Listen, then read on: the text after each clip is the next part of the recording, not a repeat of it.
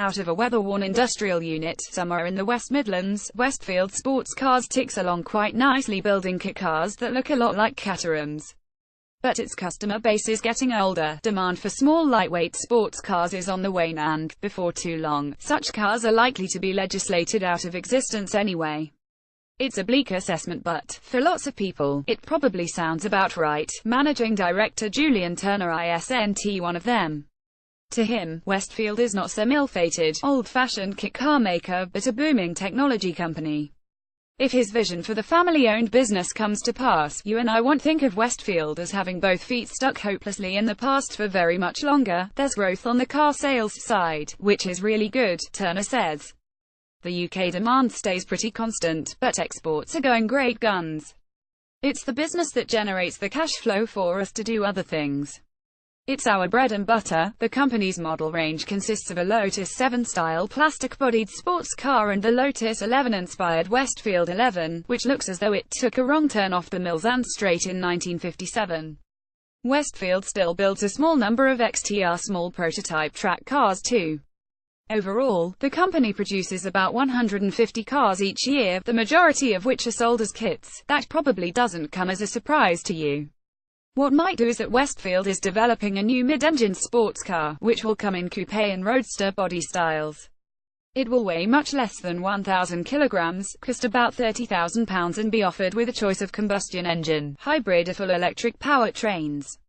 Those powertrain options will be available in the rest of the lineup too. There are even more surprises.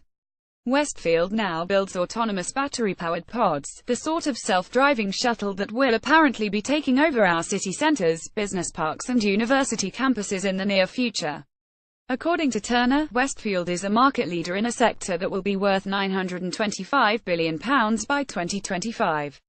It has already sold £30 million worth of the things, at £150,000 a pop, to the South Korean government. Clearly, there's an awful lot for us to catch up on. The mid-engine sports car will be badged Westfield GTM, taking its name from the 50-year-old independent British firm previously acquired by Westfield.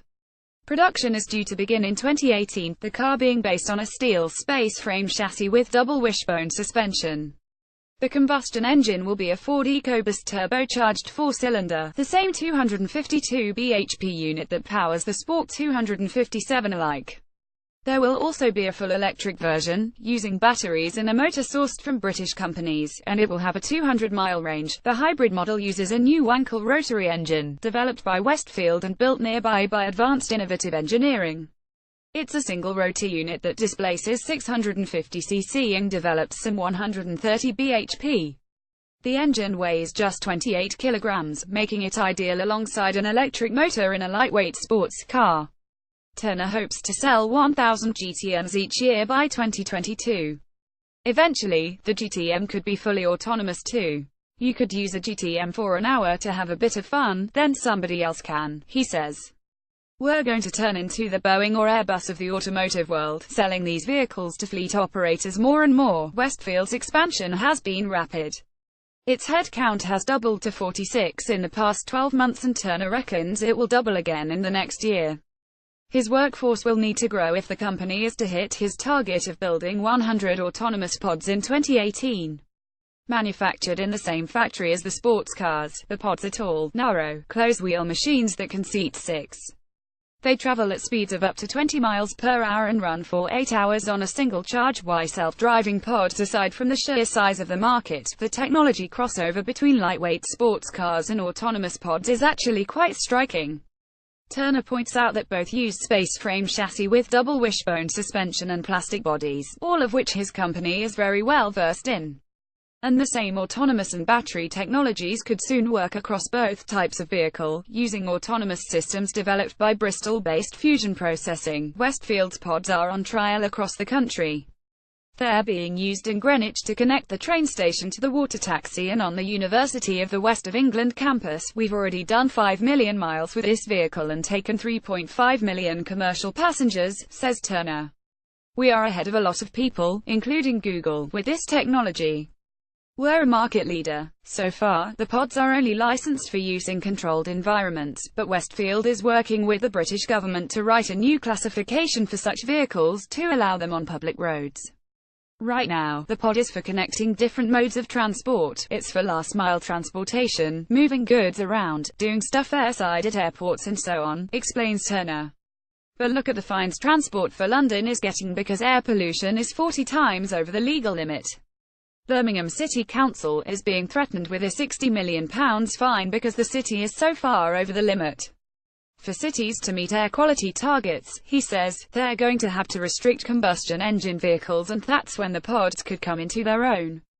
The British sports car scene is in a good state, he says, but there are a hell of a lot of concerns at the moment, concerns about future legislation on traction control, airbags, emissions and so on, and concerns about Brexit too. We've got to do stuff quickly to stay in the game. Compared with our competitors, we're well ahead. We've already got 15 years of electric and hybrid capability, and now we've got autonomous capability too. Right now, our bottom line is growing, but we're also investing a heck of a lot of money in new technology. It all sounds impossibly promising. Turner says his potential order book for Westfield's pod stands at £200 million, a sum the company could hardly have dreamed of when it built sports cars alone. But what's really encouraging for autocar readers is that Westfield isn't simply abandoning its roots and building money-spinning robotic people movers.